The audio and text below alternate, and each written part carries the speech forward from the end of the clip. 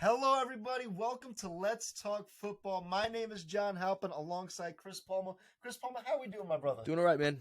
Had a long week, but here we are. Yeah, due to extenuating circumstances last week, we were not able to air an episode, but we are back. We are here with some good lighting, too. We got some we're here back better than ever, and we're going to bring you some good football, but we're going to do something a little different this week. Normally, we would recap each game, give you the score, and give you our thoughts on that game. But being that there are 4 more weeks to the regular season in football, we're going to start talking about the playoff time. Playoff times. And specifically, we're going to get into the playoff brackets. So, Chris Paul, just you quick thoughts. What are you excited about for playoff football? It's just playoff sports, man. There's something in the air that comes out. And everybody who has ever watched sports from growing up to now know what I'm talking about when it comes to postseason sports. It's just different. It's and if you know it as well as I do. It's in the air. The playoffs are here. I'm so excited. My so this is going to be, especially this season, it is so tight between both the AFC and the NFC when it comes to standings. It's almost as if each of the final wild card spot is just at a deadlock tie. And it's just every game is a must win from here out. You know what it is there's every team seems to be flawed in their own way, but still good and competitive. Isn't there a stat where no team has clinched their division? Yes. This is the first time since I believe it's either 2014 or 2017 that we've gone to week 15 without a clinch in the division. Mm-hmm. I think that's 2014, if I'm not mistaken. And then it's also the first time since I believe it was 2017 that every team in the league has at least 3 losses. Yep. And that's exciting.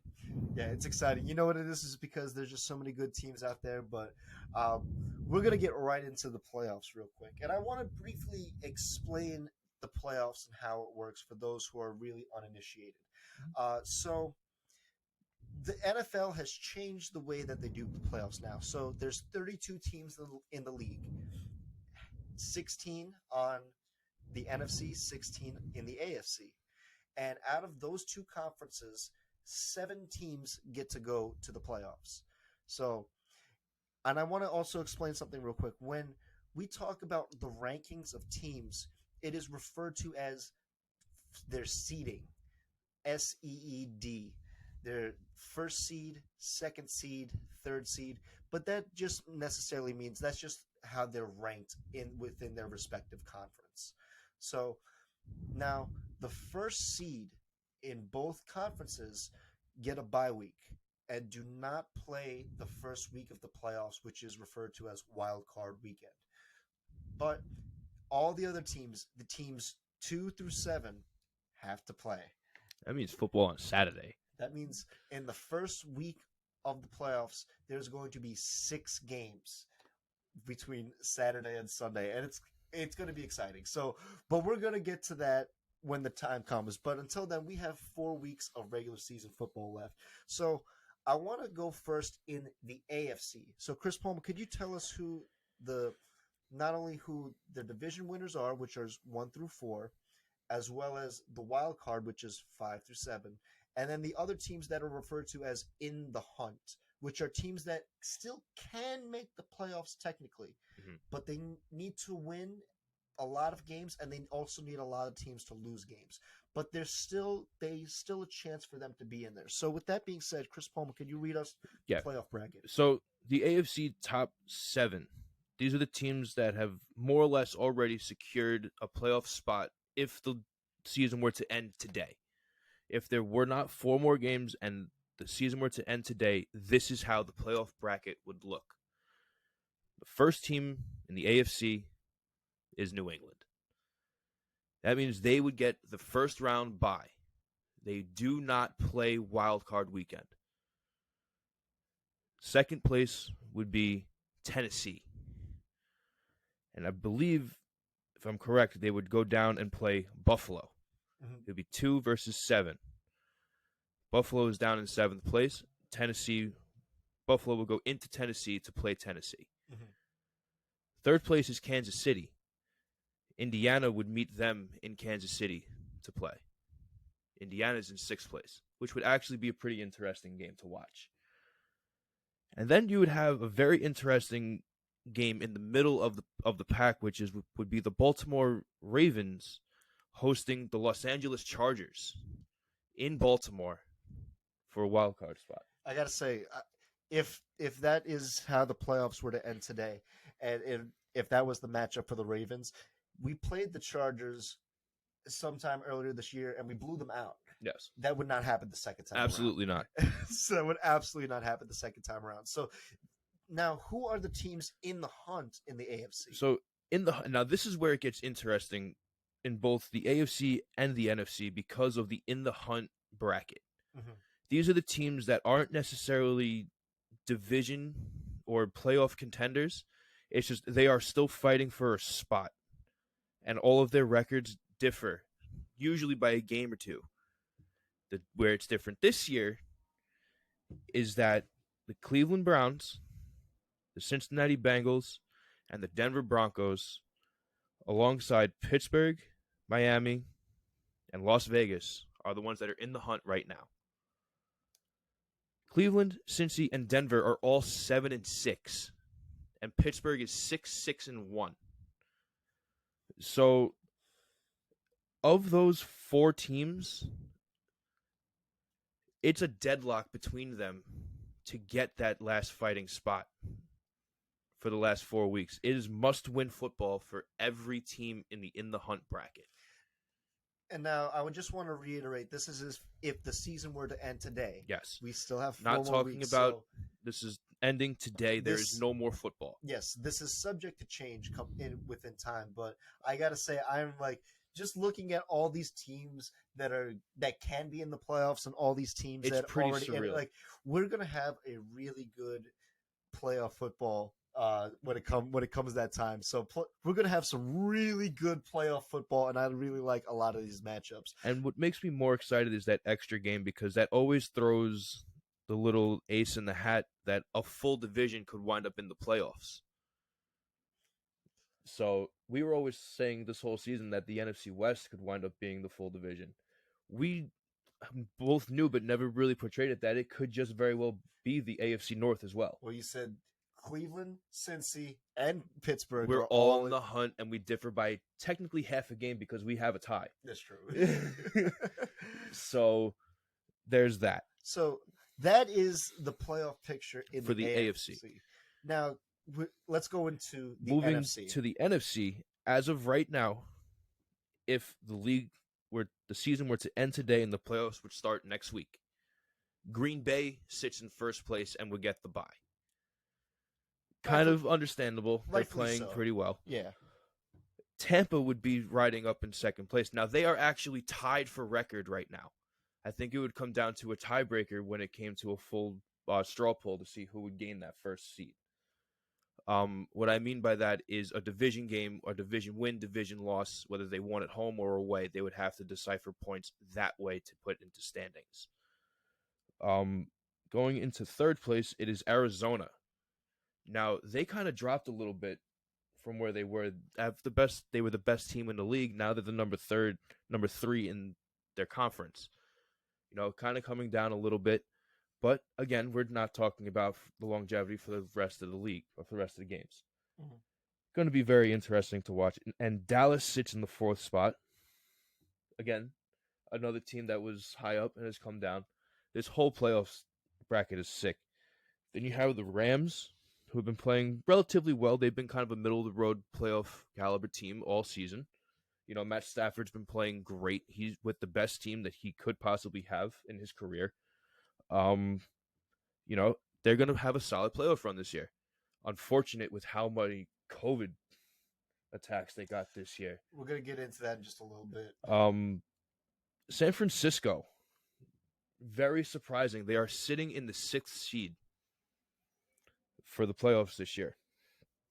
They've been playing their hearts out. And just like the team underneath them, the Washington football team, as rough as their defense has been this year, and it's been rough compared to seasons of past, They are still sitting in that last wild card spot as of right now. That's true. And now this is where it gets very interesting for the NFC. Out of the top 4 teams in the hunt, Minnesota, Philadelphia, Atlanta, and New Orleans, everybody is 6-7. In the hunt. Now, again, this is subject to change, and I'm expecting Washington is going to fall out of that 7th seed, but I would like to see either Minnesota or Philly take that 7th seed and get in there. I think either Minnesota or Philly, they've been playing very well as of late, so I would like to see them get in there. I would like to see them, but part of me also still wants to see Kyle Pitts in the postseason. I want to see Atlanta go. Really? I do, because I like Kyle Pitts. You know me. Yeah. I like Kyle Pitts. Kyle Pitts is special. I want to see what he can do in the postseason. I want him to show face so he could start stacking a resume to potentially get off of Atlanta. See, I was going to say you surprised me, but until that last sentence, then I'm you like, know yeah, who no, I am as a person. I was like, that's not surprising. You know who I am as a person. So, with that being said, that's how the playoff bracket looks like as of today, as of this recording.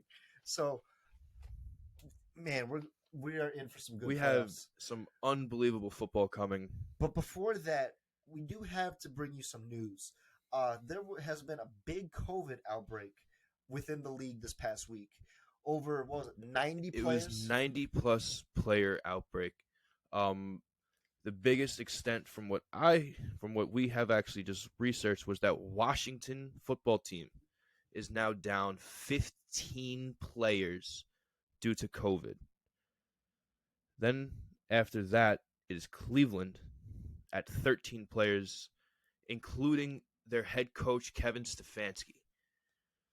Their head coach and quarterback Baker Mayfield, and their number 1 wide receiver Jarvis Landry. So, not just like it's detrimental hits. The Rams lost 10 players. OBJ, Jalen Ramsey, Henderson. They had such a bad outbreak, they had to close their training facility. So it's sweeping. It's really starting to sweep the league again, and it's really going to be hit or miss for the rest of this season. Mm-hmm. This really throws a monkey wrench into everything. Especially as we have repeatedly said before that there are 4 weeks left in the season. So every game that's going to be played from here on out is crucial to every team.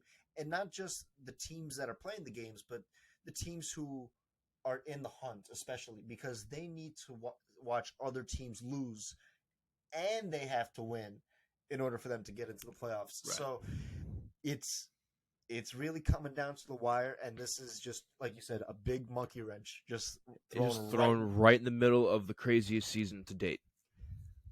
But man, I got to give it to the league. They've been pretty good with COVID. It's just that a lot of teams are just really screwing the pooch here. Yeah, it's just a lot of teams are starting to get sick, and it's winter, so people are going to get sick. And unfortunately, with the way things are going, they're probably going to catch it because if the immune system goes down, here it comes. See, I'm not a doctor. All I know is I'm a fan of football. Right. And with that being said, I'm excited for some of these games going on this week. So let's actually move on to our actually regular scheduled episode. Let's not talk about COVID. Let's talk about some games. Yeah. And so the first game that we would actually like to talk about is the Thursday night game starting off this week, Kansas City Chiefs against the Los Angeles Chargers. Woo-wee, we are in for a really good game. Chris Palmer, what are your thoughts going into this game? Two things really come to mind, and first word that comes to mind is shootout. I see a potential shootout here. I also see potential game of the week. This is going to be a very exciting game. I want to see Austin Eckler get downhill and really torment that Kansas City defense that gives up a ton of yards. I want to see that Chargers defense come out hot and score. But on the same right, I want to see that, that reawoken defense that started to show up in Kansas City. I want to see them, meet the Chargers offense head on. I want to see a barn burner of a game come from Kansas City, because we really haven't seen many of those set. I'm talking like a real knuckle dusting brawl from Kansas City, like we saw back a couple seasons ago. Mm-hmm. You know, when they were standing in and just punching teams in the face all game versus going for one couple plays touchdown drives. Mm-hmm. I want to see them stand toe-to-toe with another team that can go 11, 12 plays and score. I want to see that. So I'm really looking forward to this game. Yeah, this game is going to be very exciting, thrilling to watch.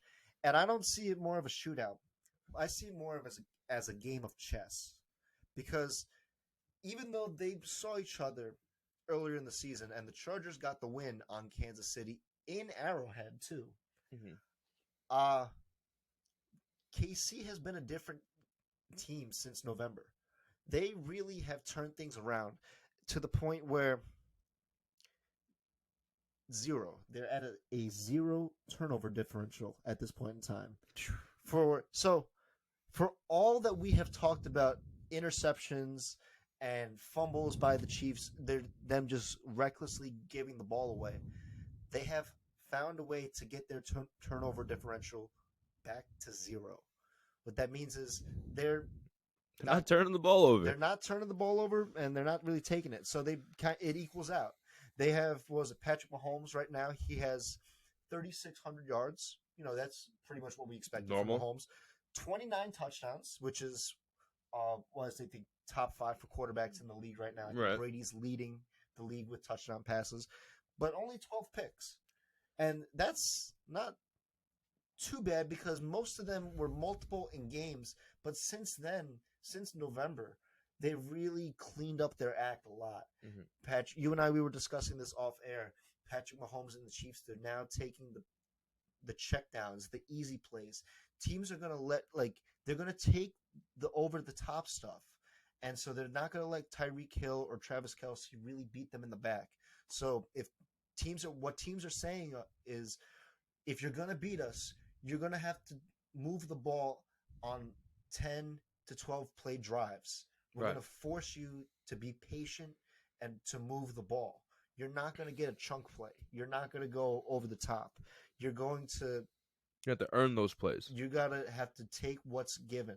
And as you and I were talking off air, they should really lean on more of Clyde Edwards-Helaire, especially not just for the running game, because the Los Angeles Chargers has given up more rush yards than they have gotten, which is scary to really think about, because we were talking about how that Chiefs defense has given up so many yards all season.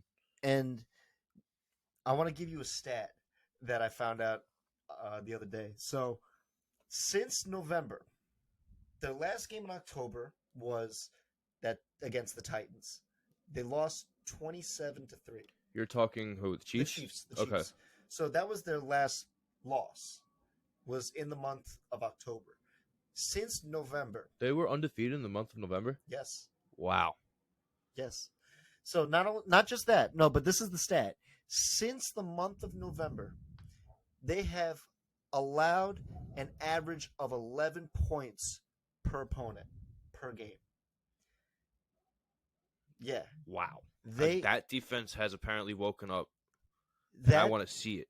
That one key factor that really helped their defense was not only the addition of Melvin Ingram, but Chris Jones, their best defensive player, has come back, and what he's doing is he's really pushing that offensive line and winning in the trenches, which is allowing that defense to do what it does best and just kind of play zone, play what's available, and then try to take the ball. And they have. Honey Badger got a pick the last game. Mm-hmm. So, and obviously the Chiefs have been playing. Obviously, they smacked the Raiders twice, right? Obliterated them, but they're not quite right on offense. But their defense has improved since. Oh my God! November. Unbelievably. But again, I want to see that defense meet that offense on the Chargers that we all know can just easily put up 40+. We know what that offense is capable of. We saw it for 6 weeks straight. Mm-hmm. Yeah, they've come down. They kind of been figured out a little bit. They've kind of slowed down. They kind of realize how long this season really is. You're not going to win it in 8 games like you're in college anymore.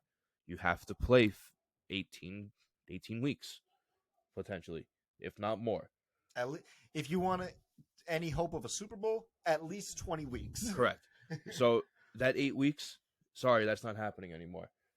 So they slowed down a little bit, but they can very easily put up 35, 40 points in a game without blinking. So, and that defense better be ready, because if they let up a hole, Justin Herbert's going to find it. See, Justin Herbert's been playing really well. I want to give you his stats. He has 3,500 yards so far, just a little under Mahomes. He has, 30 touchdowns as compared to Mahomes' 29, and 11 interceptions compared to Mahomes' 12. So they're near identical. Yeah. As they've been playing.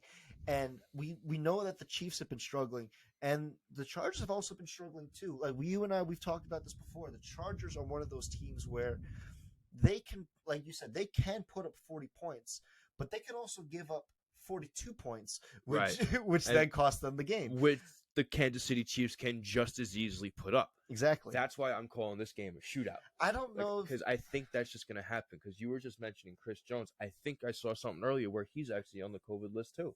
Really? I think he was actually just sidelined too. That's a big loss for the Chiefs defense. So I got to verify that. The article that we saw was from a couple days ago. I think I saw that this morning. Oof.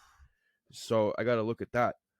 And if that's the case, that's such a huge hole at this stage in the game for the Chiefs on that defense. Mm-hmm. Like, that could be a deflating factor type. Well, you know who's going to exploit that hole? Austin Eckler. He needs to have a huge game. And I'm talking a huge game. He needs to have, like, a primetime Adrian Peterson game to really solidify the Chargers to win this game. Because Justin Herbert will not be able to do it alone. Tyrann Mathieu will figure him out come the second half of the game, and they are going to have to go somewhere else. Yeah. See, that's the thing. I think that's why I don't think this is going to be a shootout, because one, there's a philosophy to stopping a good quarterback and stopping a stellar offense. And when you have the ball, the idea is to run the ball, to eat up a lot of time of possession, minimize their possessions, as well as, hey, the best way to make sure that either Patrick Mahomes or Justin Herbert doesn't beat us is make sure that they're not on the field. And so with that being said, I think both teams have an understanding of, look, we don't want either quarterback on the field. But they have no choice in the matter. But they have no choice in the matter. I think what both teams are going to want is to really maximize their possessions and try to run the game. I think that they're going to lean on Austin Eckler a little bit more this game, and I hope that the Chiefs lean on Clyde Edwards-Helaire a little bit more this game. And I think with that being said, I don't see a shootout, but I see a high-scoring game like 28-24 around there, or 28-35, like something of that nature, but maybe not. I see more than that. I see more than that. I see like 35-30. Maybe. Like 35-30, 38-33, something like that. I feel it. And if it doesn't come through the air, it may come through the ground, but that final possession is going to come down to a huge turnover because the team's going to be gassed. One of those teams is going to be gassed, and you're just going to see it happen. It's going to be an unbelievable turnover that's going to happen from a sloppy play, or it's going to be a really, really clutch play coming from a defenseman. I mean, I would like to see a defensive player to make a lot of plays against these offenses, especially come the fourth quarter. But I think you were more so right in saying that it's going to come down to the last possession, without a doubt. And I think, and that I can agree with you, where it's like it's going to come down to who has the ball last.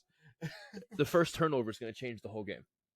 The first turnover, yeah. The last turnover, and turnovers are not created not created equal. They're all different. You could have turnovers in the first period. In the first quarter period. I'm thinking hockey, but in the first quarter, but you have one in the fourth quarter. Right. That's so much. That costs you so much more. Especially if you don't capitalize on the turnover previous and they wind up. Exactly. That's where it can hurt you so much more. So it's all situational from there. But this game, if you guys ever get a chance to watch a game, this is the game to watch this week. This game is going to be really good. You know what? I also got to give a shout out to a name that a lot of people have really been dismissing. We talked a lot of Justin Herbert, but I want to say I got to give a shout out to the Chargers head coach Brandon Staley. Yes. He has really had the players buy into the system, and although they're not used to winning, he's getting them competitive enough that not only can they compete for their division, which comes down to pretty much this game right here. Yeah, without a doubt. and from being not the Chargers being irrelevant in this past decade. So it's like I think Brandon Staley has really reinvigorated the Chargers as a franchise, and it's really great to see. So I want to say a shout out to Brandon Staley. He's doing really good as a coach. I wouldn't say maybe not coach of the year, but man, he can give Andy Reid a run for his money in that division. Oh my God, yeah, and it's going to be like that for years to come now. Like you see this guy, he has a full energy in Los Angeles, and everyone has bought into him. It's clean, it's hardworking, it's blue collar, and it's just got to develop more, and give it maybe 5 years for the Chargers, and there's going to be definitive if this team is a Super Bowl caliber team or not in 5 years' time. I'd like to see that. I'd like to see the Chargers in the Super Bowl. For those who do not know, I have a lot of Super Bowl facts and shit like that. The Chargers have only been in one Super Bowl ever in their franchise history. So it would be great. It would be cool to see them make a Super Bowl within this decade. I would like to see that. I think give them that 5-year time to develop, and then if they either decline or increase in talent from there, we'll be able to decide and be able to confirm or deny them as a Super Bowl contender or not. Now, let me ask you this. Last question for the Chargers. Mm-hmm. How far can they go this season? I could see them hitting the championship. The AFC title game? Yeah. But not winning? No. Interesting. I feel like with how they need a little bit more of a maturity turn because, again, same shit that's been happening the rest of the season. They have those erratic plays in the fourth quarter that give them costly turnovers that end up them losing the game, which has forced them to drop in the bracket, as it were. They were one of the better teams in the league, come the halfway point. Now they're on the bottom half. Mm-hmm. They're in the bottom tier of the playoff bracket. They're playoff bracket for sure, but those fourth quarter plays have to cease, and they have yet to this season. Mm-hmm. So they need to get rid of that and trim that fat away and become more of a tight-knit unit versus a freewheeling, young, energetic team. Mm-hmm. Keep the energy, but you have to mold the mind. No, I completely agree with you. You know what it is the Chargers are just one of those teams this year. They can make it to the AFC title game, but they're going to need a little bit of luck. Yeah. So, because it's going to be tough sledding ahead because there are some really good teams ahead of them. And two teams that are actually in the playoff bracket that I don't think anyone wants to face are the Patriots and the Colts. And those two teams face off this week, and that is going to be a real treat to watch. Yeah. Your thoughts on this game going into this week? I'm going to give my hat off to Carson Wentz right now. I'm going to do it. Everyone knows I have my thoughts on Carson Wentz. He's playing. Critiques. I'm going to say it. I think he's a backup quarterback playing starter. That's my thought on him. It's my opinion. Hate me, love me, whatever you want. That's my opinion. He is playing exceptionally well this year, and he's flying under the radar while he does it. So in that regard, I have a lot of respect for it. I'll give him credit where credit is due. He will not get past the Patriots defense. I'm sorry, Bill Belichick is a better coach than he will ever hope to be a quarterback. That Patriots defense is disgusting. I want to give you two stats for the Patriots defense. I think I told you this yesterday, but as a unit, the Patriots defense has 32 sacks collectively as a team and 19 interceptions collectively as a team. Also, a player that stands out on the Patriots defense is none other than Matt Judon, who has a recorded 12 and a half sacks Ridiculous. this year, which is nuts to think about. That defense is absolutely crazy. But you and I, we were talking about this before. These two teams subscribe to the same foundations. What do I mean by that? Is that they are defense-oriented team with a strong run game and a quarterback that does not turn the ball over. Get to what you said about Carson Wentz before. He has about 2,900 yards. He's just under 3,000 yards for the season, but he's going to get more. 22 touchdowns, only 5 interceptions this year. That's Aaron Rodgers type interceptions thrown. Last year I think he threw 3? Aaron Rodgers threw 3 last year. Rodgers? He threw, I think it was 5 last year. In a full season. So technically, if he were to have a clean game going into this game, he would have thrown the same amount as Aaron Rodgers on his MVP year. Well, I just want to say this. He actually has less interceptions than Mac Jones. Yes. And Mac Jones, as we know, we think of him as a quarterback that is very conservative to the point where he may not even be needed on the team. He's a placeholder at times. What Bill Belichick wants him to be is a field general, Mm-hmm. and a game manager. And I think honestly that is probably the best role for him to be in, and the best team for him to be in is a game manager. But with that being said, Bill Belichick is basically saying hey, look, we're going to be running the ball more than you're throwing, and when you're throwing, just don't turn the ball over. And so he's basically playing with water wingies and a helmet, and of course a helmet. But he's got training wheels on. He's got training wheels. And he has the best set of training wheels he could possibly have, and that's Bill Belichick. And Carson Wentz has thrown less interceptions than a Mac Jones on training wheels. Well, rookie versus someone who's been in the league and has gone the distance. Exactly. That's where experience comes in. But again, you have to look at just how well Mac Jones is playing with those training wheels. Sure, he's thrown more interceptions, but you and I was talking about this off air. His QB percentage is ridiculous until you look at there are some games that he doesn't throw more than 5 times a game. So how much merit does that hold? It doesn't hold much when you look at those singular games, but throughout the season, you can see something there. He's playing rather well. As you said, you got to be a game manager before you're a field general. It goes in order. So if you learn as a game manager for 2 to 3 years, and then by the time you're ready to become a field general, you can do it. Because again, he's learning underneath the best coach to ever teach a field general how to be one. and just think too, with everything that you said, the Patriots still sit atop the AFC. Yeah, they're the best team in the AFC. As first seed. Yeah. So it's just it's the best situation you can get into as a rookie is going to the best coach of all time. The most winningest coach of all time. It's just what it is. Who flexes money in the offseason and buys Pro Bowl caliber players in every position needed. Yeah. And so you give him Nelson Aguilar, Hunter Henry, you give Matt Judon on defense. So this is a really good year for Belichick. And honestly, I wouldn't be surprised if he is nominated for Coach of the Year, being that also no rookie quarterback has ever led their team to a Super Bowl. Bunch of second years, but no rookies.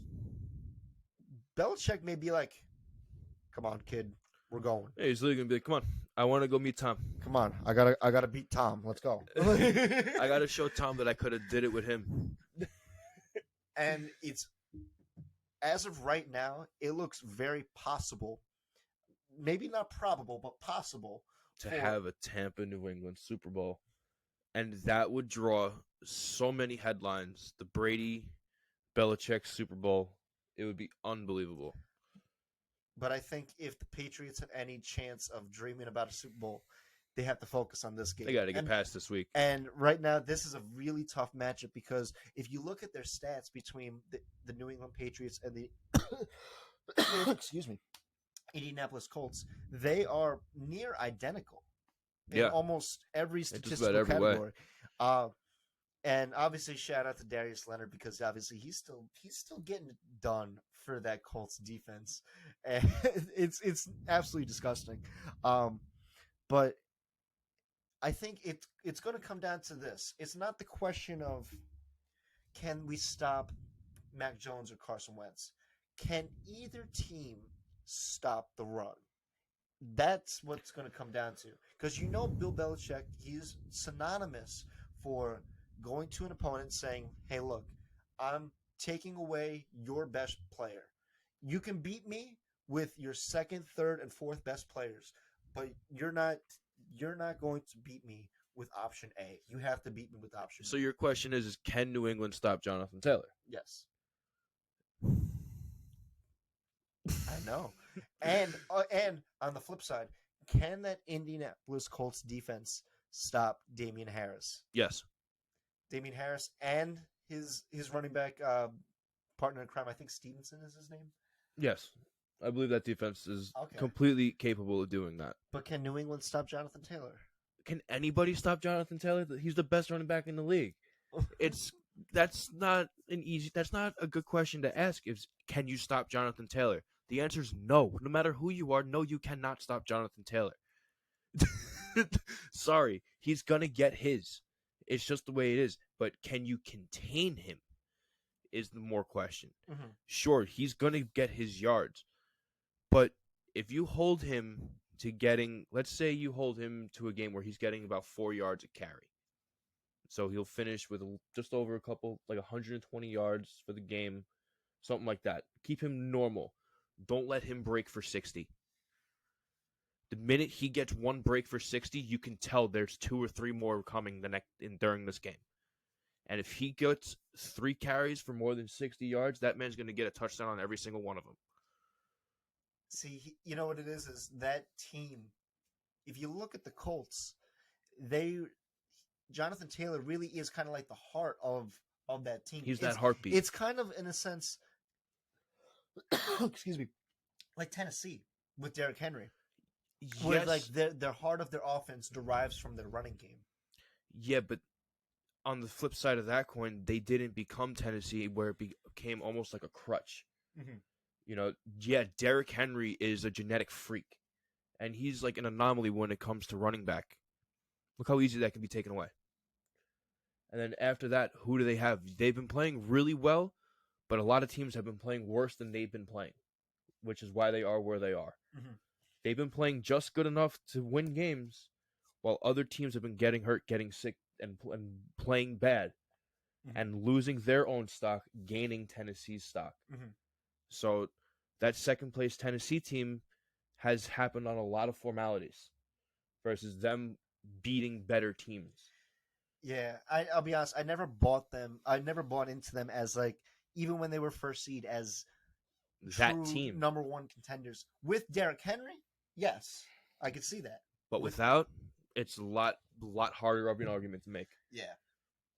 Even when they had Adrian Peterson and he had a touchdown on their team, it's very hard to make because he was gone that week. It's like they're good, but they're not good enough without Derrick Henry. Because they have, and they're not as good as they could be with. Yeah. Well, I mean, Ryan Tannehill's getting it done as much as like Carson Wentz is getting it done. Again, too. Ryan Tannehill, he's like a hole filler for now. It's like they need to look into the draft. They're again, like we said early in the season, they're one of those teams that finished just well enough to not get a good draft choice. Mm-hmm. So by the time their draft pick is up, everybody in their book is gone. So that's also them not being able to stockpile early draft picks. But that's... Hey, I mean, just because early draft picks don't make the player. Jonathan Taylor, I think, was a second or third round draft pick. Well, Tom Brady was number 199. He was sixth round draft pick, number 199, 6 quarterbacks drafted ahead of him. But we're not talking Brady right now. No. We're talking Patriots without Brady and the Colts. I get it. But with that being said, I know you said that the Chiefs and Chargers may be the game of the week, but honestly, I could see the Patriots and Colts. I could see this as the game of the week too. Good argument. But I don't see a shootout. Not here. But a very physical fight between two good teams. And I think you and I, we love defensive football. Yes. I think this would be the game to watch defensive football. I can agree with that. Again, I like the Chargers Chiefs game, but when it comes to this is another one that I'm going to have my eye on for sure. I like the idea of this game. I want to see how Mac Jones does. Mm-hmm. You know, I like him as a quarterback. I want to see him obviously do more at the position of quarterback versus just being a game manager. Mm-hmm. I want to see that shift into field general this game. Like, Mm-hmm. how can you generate offense Mm-hmm. versus just let the offense run, if that makes sense. No, it makes sense. Mm-hmm. So, any final thoughts on this game? Nope, just another good game to watch. All these games this week are going to be crazy, and it's just must-win football from here out. Yeah, I got to say, I'm really excited for this week. Another game that really caught my eye is Washington and Philly. Now, normally when we discuss games, we usually pick games to talk about, like either Monday or Tuesday.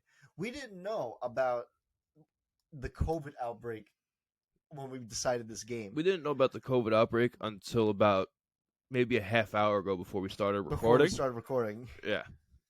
But man, let me tell you, I'm really looking forward to this game.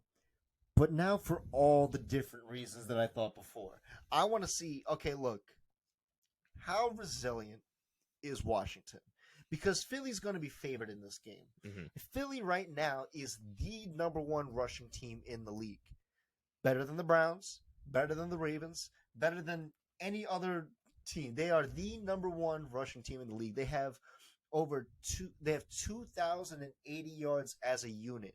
And they have at least 5 different players with over 200 yards rushing this year. Isn't Jalen Hurts one of them? Jalen Hurts is actually leading them in rushing yards. He has 695. He's such an animal. Rushing yards. Don't be surprised if he rushes for over 1,000 yards as a quarterback. I could see it. With 4 weeks left in the season. I could see it. Don't sleep on that. I could see it. I gotta say, Lamar Jackson did it, and everyone everyone turned their head. Get ready, people! It's coming. Jalen Hurts. You know what? And I really love to see Jalen Hurts. Like, he is such a great quarterback. He's such a good player. To think that Philly did not want to invest in Jalen Hurts. Blasphemy. No, this man has not only earned his starting position, but he's earned his franchise. He has earned the respect of the franchise. Be like, they did not expect much from him, and now he is balling out crazy to the point where if Philly wins this game over Washington, which I personally think they will, if Philly beats Washington, they sneak into that 7th seed. Yeah, this game's going to be interesting, but going back to your point of resilience, who is Washington's head coach? Ron Rivera. And what did he have 2 years ago? Cancer. And what was the picture that went around the world? Him standing on the sideline with an IV alongside him while he was going through chemotherapy during a game. Mm-hmm. What does that emulate? Resiliency. So, although they are down, they ain't out. If anybody's going to tell them, more or less, suck it up, we got a game to play, it's going to be Ron Rivera. And they're going to do nothing but respect it, and they're going to roll off of it. So do not expect Washington to roll on their back. Philly is without a doubt the better team going into it. They're coming off of a bye. They're not hurt. So the odds are in the favor of Philly. Mm-hmm. But Washington is kind of like that hurt animal in a corner right now. Yeah. They're being backed into a corner. They're on the bottom of the bracket. And now they have a team coming in that's in their division that if they lose, they're going to trade spots, more or less. So I feel like we're going to see some scratching and clawing from Washington, and this game is going to be gnarly. It's going to be one of the harder hitting games of the week, I think. Oh, 100%. And look, you and I, we talked about this earlier on, where each game is crucial to going forward. This game. Not only this game, but Washington, I'm going to read you off who they have to play these remaining 4 weeks. They have to play Philly, Dallas, Philly again, and they close with the Giants. So they're playing in just their division the rest of the season. They're playing their division the rest of the way, but they play Philly twice in 3 weeks. Yeesh. And this is the first of that. Yeesh. So if they don't win round 1, it does not bode well for the rest of this, for the remainder game. There's a phrase in football, and maybe I guess in life in general, where you control your own destiny. If Washington has any chance of getting to the playoffs, they control their destiny. They have to win out. Well, this is the prime example of when you're in. Yep. But you have to continue to win. You can't just win one. There's not a win one and you're in. You have to win out. That's why I agree with you. They cannot lose a game. Mm-hmm. I didn't know that they were playing their entire division the rest of the season. Yep. My God. Yep. And they just played Dallas last week. Yep. Again, I didn't know they were finishing with the entire division. 5 weeks, 5 division games. So, which is crazy to think about. Now, Taylor Heineke, he got injured last game. He didn't finish the game with a knee injury, but will he be back though? He is expected to start come Sunday. So, with Heineke, as he's been good, he's been not great, but he's been good. Mm-hmm. As good as he's been, him on the field gives Washington the best chance to win. If they have any chance to win, it's got to be on Taylor Heineke, just a little bit, and they got to run the ball as well. As much as Philly runs the ball, they know if a team is really dominant in running, what that does is that also takes massive time of possession off the clock, and teams go into a game expecting we're going to get the ball and we're going to have 10 chances to score. But if a team runs the ball effectively like Philly, then you only get, say, 5 or 6 chances to score. You don't get those other chances that you thought you had. Right. So it limits other teams' time of possession. I think what they're going to have to do is Washington, if they have a chance to win, it's going to have to be on Taylor Heineke, but it's also going to have to be willing to run the ball as well. Because you know that if Philly has the ball, they're running. And they're they're just going to be playing smash mouth football and just run in your face. And you have to make sure that you gotta stop it. You have to make sure that your defense is ready to play at every moment in the game. It's going to be tough. It's going to be a fight. This is going to be a fist fight. This is going to be a fist fight. But man, it's going to be some game to watch. Yeah, I like the way this game might turn out as well. I like that game. Yeah, I like that as well. But any final thoughts on this game? No, it's just I'm going to keep saying it that every game this week is a must-win game for every team that we have slated to talk about, and it's just the competition moves up as we move on. So now I want to move on to another NFC matchup that really has a lot of playoff implication to it, and that is the Falcons and the 49ers. And at first you might be thinking, Falcons? Really? They're in the hunt. They're in the hunt. They can, if they win out. They're deadlocked in the hunt too. And other teams lose. Teams like San Francisco lose. They might be able to get in there. So, well, you also got to remember they could also slide in that Washington spot. That is true. They could slide in that 7th spot. So the Falcons could make it. But tell me your thoughts on Falcons and the Falcons and the 49ers going into this week. This game is going to be very interesting to say the least. One thing I do want to point out, last week Matt Ryan took a shot, man. He took a nasty hit to the chest, and it was called for a roughing the passer, but that flag don't take away from what he feels. Mm-hmm. So already he's coming into this game banged up. I said it earlier, I want to see Kyle Pitts in the postseason, but that all falls on a healthy Matt Ryan. They're one of those teams that is not very deep in the depth chart when it comes to quarterback. So if he goes down, there's really no telling who's going to go in. That would be terrible right about now. I'm not trying to jinx them for that. Cordell Patterson needs a huge game going into this week. He needs a huge game. Hayden Hurst. want to hear something that's actually weird about Hayden Hurst? He only has 2 touchdowns this season, one of which happened last week.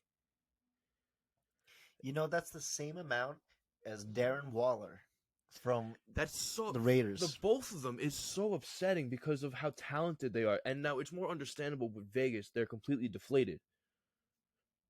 San Francisco, Atlanta isn't playing bad, but you can see where, when it comes to the focal point at tight end, where it's going.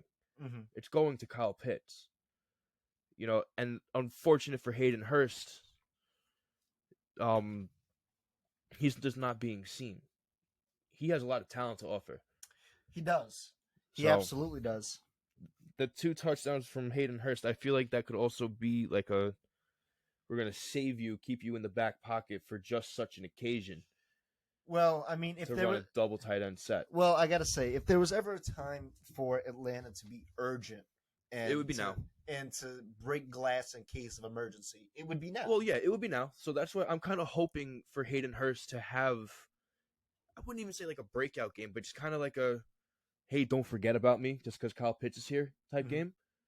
Like, just because Kyle Pitts is here and he's turning all the heads, I can still play at the top of the level. I love Hayden Hurst as a tight end. I think he's great. Oh, I loved him too. Especially when he was on Baltimore too. Yeah. He was great, and he's one of those gingers that he's got really good hair, too, especially for a ginger too. But no, you're right. I do want to see more of Hayden Hurst in Atlanta, and I do want to see them spread the ball out more. I gotta say, the way that they've been using Cordell Patterson has been very interesting, because typically players would be either like a dedicated halfback or wide receiver, and if there'd be some sets where a halfback would be, say, put into the slot position of an offensive formation or come out for the pass, but they have really made Cordell Patterson a dual threat as a wide receiver and a running back. You know who that was kind of like? Devin Hester. Devin Hester? Because he did play halfback at some point in Chicago. Well, he did play halfback. When needed, but he was really the special teams god. Yeah, but he wasn't really a good enough halfback or wide receiver, but he was the best. The best. He's the best. Returner. He's the best kick returner to ever touch the field. Yeah. So shout out Devin Hester. Shout out Devin Hester. But with that being said, also he was on Atlanta for a short period of time too. Very, very brief, but that just reminded me of that. But in regards to this game, not only has I want to see Matt Ryan spread the ball a little bit more and obviously dedicate to the run. But with Atlanta, they have the same problem year in and year out. Defense. It doesn't matter how many points that they score. Doesn't matter how many good players you have.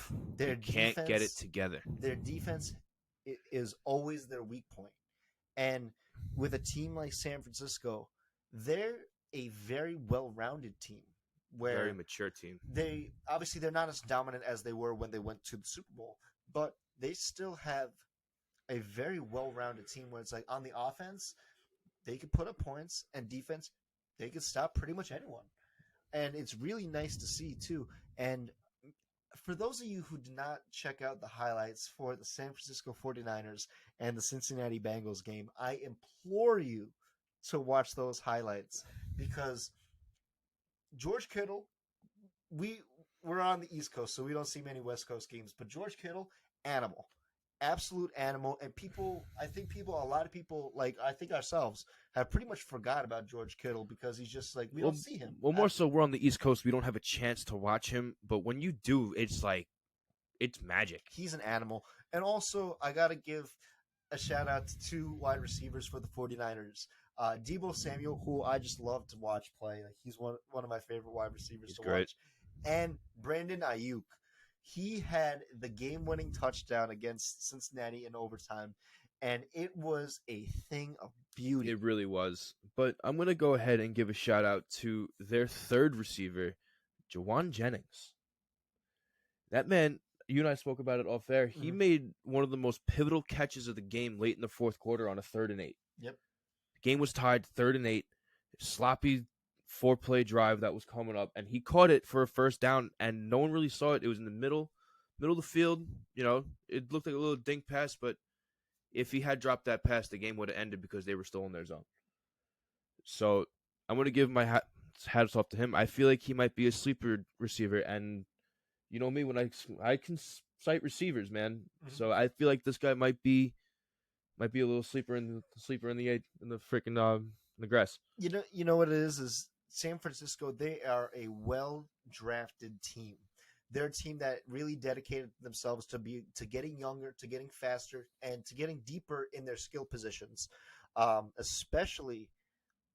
Especially come they're not only wide receiver position, but they have a plethora of running backs that they go through. But Elijah Mitchell right now for the 49ers, their running back, has been sensational for them. I like Elijah Mitchell. In the past couple of weeks. He has been absolutely tearing it up and getting the job done. He has been getting it done for the 49ers. We ain't ready for that yet. I'm just putting we ain't ready for that yet. I know. God damn it. But nevertheless, this game itself has a lot of playoff implication to it, and it's in the NFC. So keep an eye on that Washington-Philly game, and keep an eye on the Falcons and 49ers. And hats off to Jimmy Garoppolo. He's missed all but one game this year, and that in itself is an accomplishment for him. The fact that he only missed one game this year is impressive, because he's very injury prone, and as many injuries as there have been throughout the season, he has not sustained a good injury. And it's great for the 49ers because Jimmy G is what's keeping them competitive and keeping them in this wild card race. And Jimmy G is the reason that they are the 6th seed. And if it were to end today, that they would actually be playing the Arizona Cardinals. Yes. And a division rival game. My God, which would that be like, a game? You kind of like your odds in that game, where it's like as good as Arizona is, their division opponent. The 49ers know exactly what the Cardinals are. I don't know, man. I feel like that would be more of a coin toss than you're giving it credit. But let's not think about that, because that game is not going to be happening unless I think they do play each other one more time within these 4 weeks. Possibly. So, but before they get to that bird, they got this bird to deal with. Right. But your final thoughts on this game? Just another very exciting game coming this week. Again, we're coming right down to it, man. I smell it. Every game is a freaking playoff game to me. Every game is every playoff game from here out is a playoff game to me. It's here. Postseason's here. These teams are going to be different week in, week out. Every week, you're going to see a different team, no matter who you're looking at.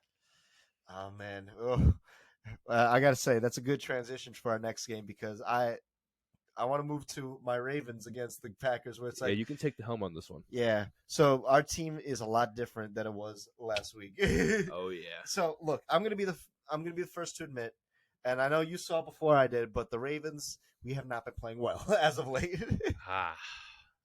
The truth shall set you free. We have been very lucky to be where we are and still alive within the playoff games. I gotta say.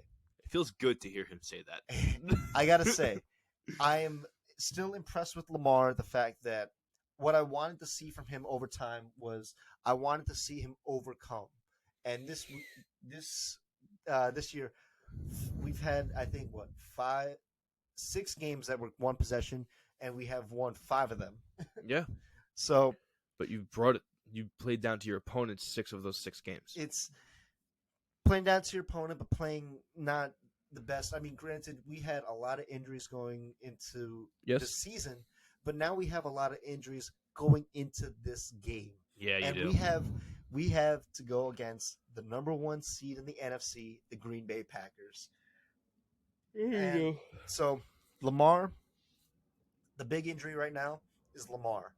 He had an ankle sprain against Cleveland last week and did not finish the game, but Tyler Huntley kept the Ravens alive somehow. But ultimately, we still lost 24-22.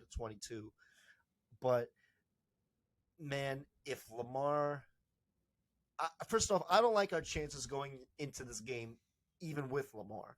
But the fact that it's 50-50 if he may or may not play, Oh, it's scary. It's really scary because Green Bay is there. There's a good reason why they are the number one team in the league right now. I would say they're the best team in the league right now, like number one in both conferences, personally. And so it's going to be tough for the Ravens to go into Lambeau in December in the cold with and maybe not have our best players. Definitely not our best player on defense. Marlon Humphrey is out for the year. Yeah, that was 2 weeks ago now, right? Yep. So he is actually no, it was against Cleveland as well. Against Cleveland. Yep. So that was a game. Usually, typically, Ravens Steelers is when every team gets hurt. Gets banged up a little bit. But it was this. I guess the Ravens were like, no. We're gonna get really hurt. Ravens Browns. You're gonna go to the Walmart Steelers and get hurt. Yeah. So it's like, we're gonna take a pounding in Pittsburgh, and then we just had to go to Cleveland, and then we took a pounding there too. So yeah, you guys were still feeling the after effects of the Steelers game. But man, I do not like the way our chances not only going into this game, but also for the playoffs, because typically, like for teams going into the playoffs, is you want to go into the playoffs with momentum. You want to go in winning a lot of the games where it's like you just continue doing what you're doing. Where the Ravens, it's like we're still every game we're still trying to figure it out, like every game in and game out, and it's. I just don't like. We have 4 weeks left. We have the Packers, the Bengals, the Rams, and the Steelers left. That is a hi, buddy. Tough slate of games, and I just see it in my mind where the Ravens could slip, and that Ravens Steelers game, Week 17, comes down to win, and you're in the playoffs for both. So I could see that. Like it's there in my mind. Because guess what? Steelers are getting healthier. Oh man! Because guess who's coming back this week? Who? Joe Hayden. That's good. He's who we need right now. Because Cam Sutton isn't getting it done. Mm-hmm. We need our number one to come back. So Tomlin's saying that we should expect him back on Sunday. Mm-hmm. Our defense is more or less as healthy as it's going to get right now. Because, again, Tyson Wild is out for the rest of the season. It's as healthy as it's going to be. Connor Splain's coming back. Our defense is growing more healthy for the rest of the season moving forward. So, more promise coming to us. But you guys have a tough slate of games ahead of you, too. We're in the gauntlet. It's not tough. We're in a gauntlet. So you guys have – I know we're just talking Ravens Steelers real quick, but you guys have now Tennessee. We have the Titans this week, the Chiefs next week. I think you have the Browns one more time, and then we finish with you. I think Browns and Chiefs might be swapped. Mm-hmm. I know you guys play the Chiefs and the Titans. So the Titans we play this week, and then us. So right, like that is a tough slate of games. Unbelievable for you guys. We're just in a gauntlet right now. It started 3 weeks ago, and it sucks for the Ravens because we're in the thick of our gauntlet too. Like it's a tough way to finish off the season, and I don't like the Ravens limping into the playoffs. No, it would just break my heart because it's like I would love to see them at full strength with their best players that give them their best chance to win. But being that there's just so many injuries and the Ravens just can't escape injuries this year, it's tough. And I don't know. But let me ask you this, Chris Palma. Are the Green Bay Packers the best team in the league? You see, they have the best defense since they won that Super Bowl years ago. I'll put that one out there right now. Aaron Jones, unbelievable. That offensive line just getting stronger as it goes, as the weeks go on. No, I do not think they are the best team in the league, and here's the reason why. Aaron Rodgers' health is deteriorating weekly. That injury on his foot is worse than he's trying to maintain. And now that it's getting colder, the pain is starting to show more. Oh, wait, could you just tell the audience what he has? Fracture in a bone in his pinky toe that is going to the outside sole of his foot as well. He got an MRI, and he said that he's going to need surgery, but he's postponing it till after the season. And he's going through some type of other remedy where he's getting his foot slightly numbed. but I read something where the doctor had said I could numb it more, but then his entire foot would go numb. So the little bit of numbing that I'm doing, it wears off before halftime. So he's feeling that pain all game, especially when it matters, the third and fourth quarter, man. That's not good. And also being that he's in Green Bay, Wisconsin in December. In December on a frozen turf field. So it's cold. You want to talk about if Lamar comes in and plays hurt, doesn't really bode well. This is Aaron Rodgers we're talking about, and although he's been playing well, you can noticeably see that man is not playing healthy. He's playing great because he's a great athlete. But healthy, not even close. I just thought of this as well, just now, where obviously you said his health is deteriorating. That's a fact. But it's also a fact that Jordan Love is on the COVID list. He's on the COVID list right now. Yes. So if Aaron Rodgers is really unable to go at any point in the season, if he just taps out at any point, the Packers are done. The Packers don't have anybody other than Jordan Love. They're done. They got to find like a FedEx driver to play quarterback for them. We're going to go into the stands and buy a concession guy. Pretty much. You know? Hey, the guy who tossed the T-shirts, we need you for a game. So, I mean, I can agree with that. You know what it is that you're right. It's like they're good. They're definitely good for where they are, but they're just one bad move. He's one bad move away from being taken off that field in the cart. And that is what probably goes on the back of his head, what's going on in the back of everybody in Green Bay's head, and what should be going in the mind of every single Green Bay fan right now is that he is playing on absolute eggshells right now. And I think that's where you guys are going to take advantage, because you guys are a blitz-heavy team.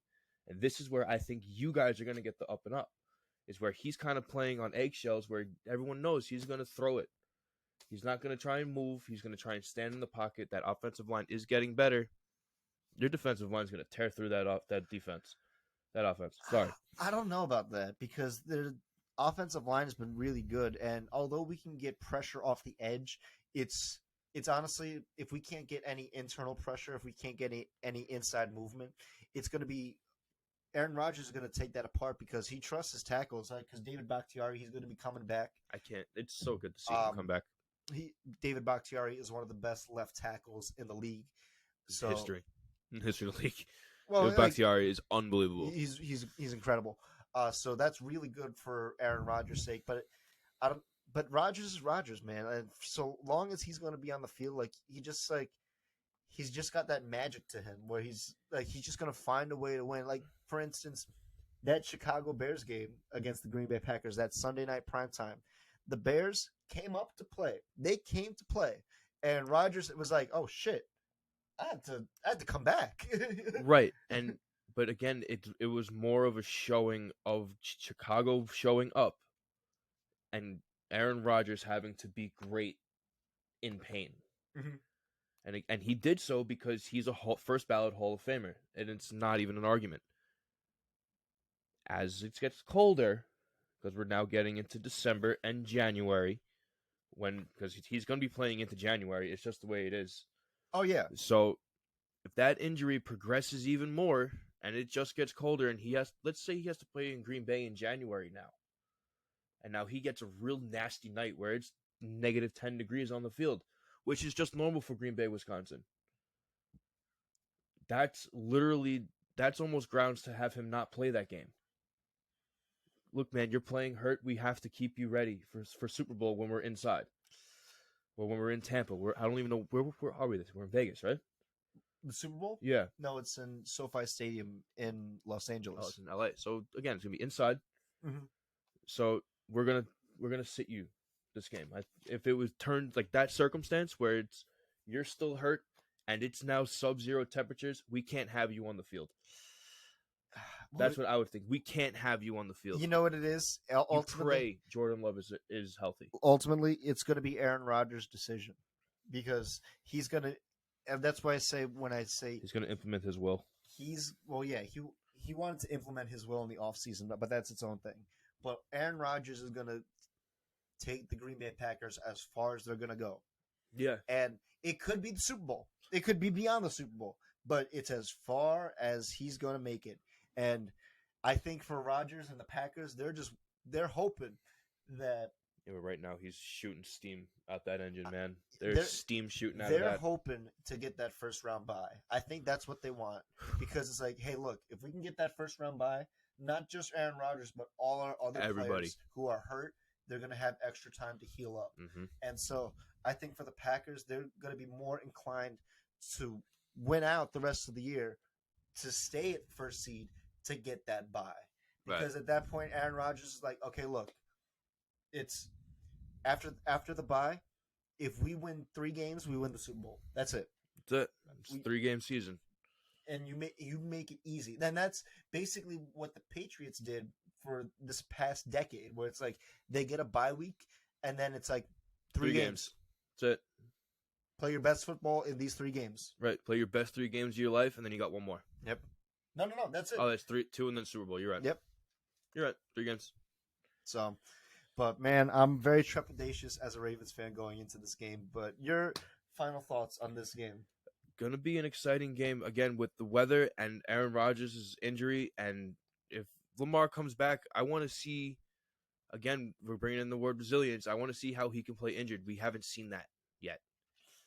He's never played injured. Yeah. No, but that's kind of like, to me, I feel like that's like the rite of passage in the AFC North. You got to play hurt? You got to play hurt. You got to play hurt as a quarterback. Baker Mayfield did it. He did it with 4 active injuries. He didn't play well. Big Ben did it. Big Ben did it for 15 years. Joe Flacco did it. Joe Burrow hasn't done it yet. Lamar Jackson just did it. Welcome to the AFC North. Okay. With that being said, those were the 5 games that we really wanted to talk about this week that we have our eye on, and we hope you have your eye on them too. But with that being said, let's go and make our picks for this week. So, Chris Paul, are you ready to make some picks? Yeah, let's make some picks, man. For the first game, we got Kansas City and the Chargers. Who you got? You know, I'm going to take KC. I just like the way that they've been rolling, and I like the way that their defense has been. If their offenses are a little mirrored, I kind of like the way that defense has adjusted. So I'm going to take the Chiefs. I respect that, but I think I'm going to give my faith to the Chargers this time around, man. I kind of want to see a little bit more of that LA magic come out, especially now with the longevity. I want to see if they could tap back into that satchel and pull it back out. So I'm going to go with the Chargers on this one. Okay. Vegas versus Cleveland. Man, Cleveland is COVID racked right now. 13 players have tested positive for COVID with the Cleveland Browns. And although Vegas has been struggling, the Browns are still they're kind of like the Ravens as well. They're limping. And the Raiders, they're not really limping. Their best players are not limping, specifically Derek Carr. I'm going to take the Raiders to win this game. More so for the fact that 13 players are tested positive with COVID. So I'm going to take the Raiders to win this game. Yeah, I'm going to go with the Raiders too, more so for the health factor, of course. And, yeah, that's really it. You have no quarterback and you have no head coach in Cleveland right now. Pretty sure, Kev, this is the second time Stefanski has tested positive this season. So now the second time going in, and now you're coming into the playoff break. Not good. So I'm going to give that one to Vegas.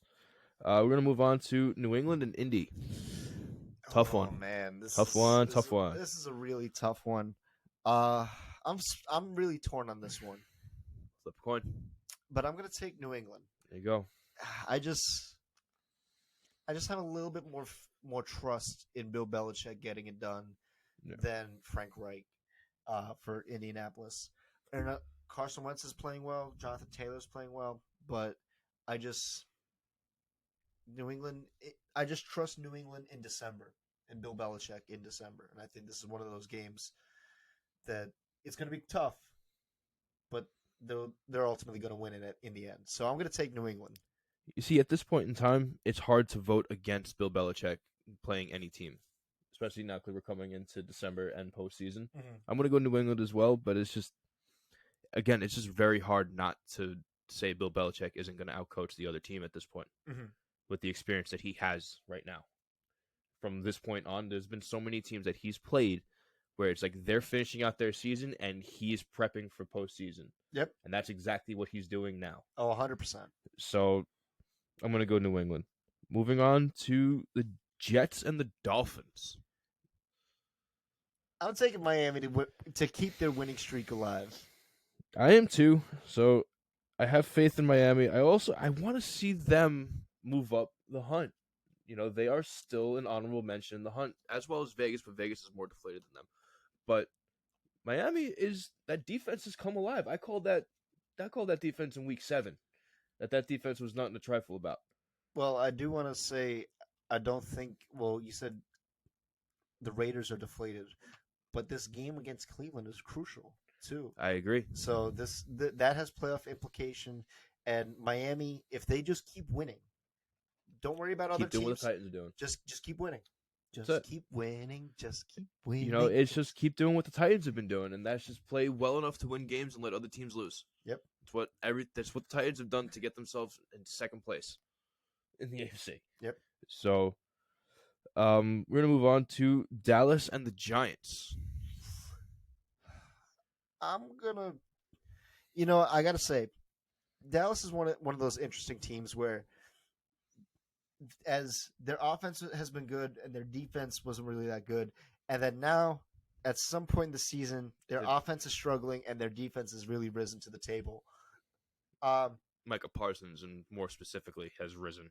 Yeah, and they're getting all like Randy Gregory back. DeMarcus Lawrence has come back too. I'm going to take Dallas to win, but I think this is going to be a more tight niche of a game than we expect. I agree that I think the Cowboys are going to win, but I feel like a lot of people are really underestimating this offense in the second half of the season. People have been saying that Dak Prescott's in a slump.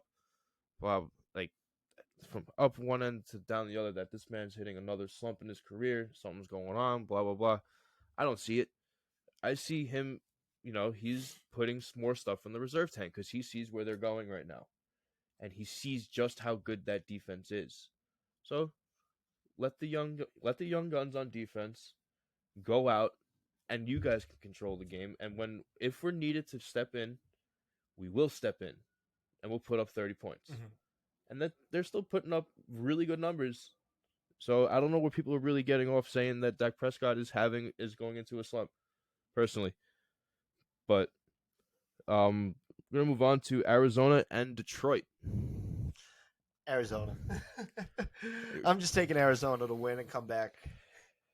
I'm going Arizona as well, but it's going to be unfortunate watching the most aesthetically pleasing record in NFL history go away. 1-11-1. We're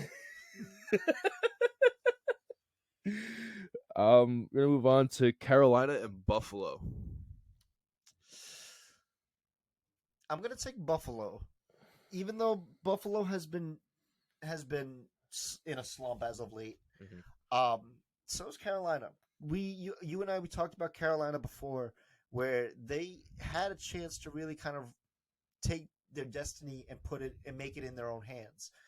But it seems that Carolina they're still in the hunt technically, but they're not like an honorable mention. But they're not playing well enough that anyone can really consider them a playoff caliber team. Right.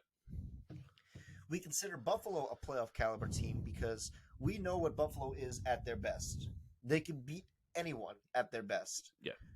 They can shut out a good to really good defense. Yeah. So with that being said, I'm going to take Buffalo to kind of get back on track. They're in the wild card right now. They're what, the 7th seed? Something like that, yeah. At this point in time, which is a hard fall from grace. But I'm taking Buffalo to get back on track. Yeah, I'm going to take Buffalo, but no more reason than I just don't trust Cam Newton. I just don't trust him. I didn't trust him from when he came in. He came in with the same I'm an enigma type mentality, and that was the whole reason why he got taken off of Carolina, was because he was too much of a personality. It's just more of the same. And I don't buy it. So Buffalo's going to win this game. Washington versus Philly. Tough one. Well, I said it earlier in the episode. I think Philly's going to win. I think they're definitely the better team. And 15 players are tested positive for Washington. The single most COVID sick team in the league right now. Philly. Yeah, I'm gonna go Philly as well. I don't think it's really even gonna be close. Could be just because of how sick they are. We're gonna move on to Tennessee and Pittsburgh. Now I know we've been talking about the Steelers a lot this year, but this was actually one of those games that I was like, maybe we're going to talk about this and get into a little in depth. But nevertheless, the Steelers, tough loss by Minnesota. That was a really good game. It was a great that was a great game. But they really shot themselves in the foot because they were a team only in the second half. They really didn't play the first half of the game. So, I'm taking Pittsburgh to win. I'm taking you guys to win. I think Tomlin, he's going to be like, hey, guys, get your shit together. Literally. And Tomlin's going to, being that it's going to be in Pittsburgh, and Tennessee is just, again, I don't buy them as, they're definitely a playoff team, but they're not the number 2 team. They're not as dominant as they could be. And with that, I'm going to take the Steelers to win. Yeah, I mean, I'm going to go Pittsburgh as well. I honestly feel like we are the better team going into this game. Even with Ben Roethlisberger hurt, he's a better quarterback than Ryan Tannehill. Najee Harris is on a different level. Last week, he broke a record for most all-purpose yards as a rookie with 1,270. 9 touchdowns. And we got 4 weeks left. And we still have 4 weeks left. The kid's a rookie. I don't think that Tennessee defense really has an answer for a piece of their own medicine. Mm-hmm. Again, people forget that Najee Harris learned under Derrick Henry. So I want to here comes Tennessee. We're about to give you a piece of your own medicine. Yep. I'm going to go Pittsburgh. So next up, we got Houston and Jacksonville.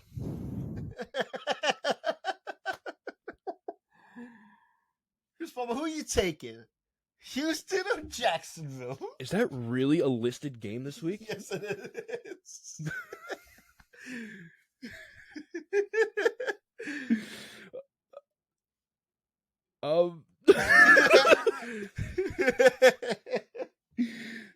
Houston. We're gonna just say it, and we're gonna move on. I'm taking Jacksonville with this game.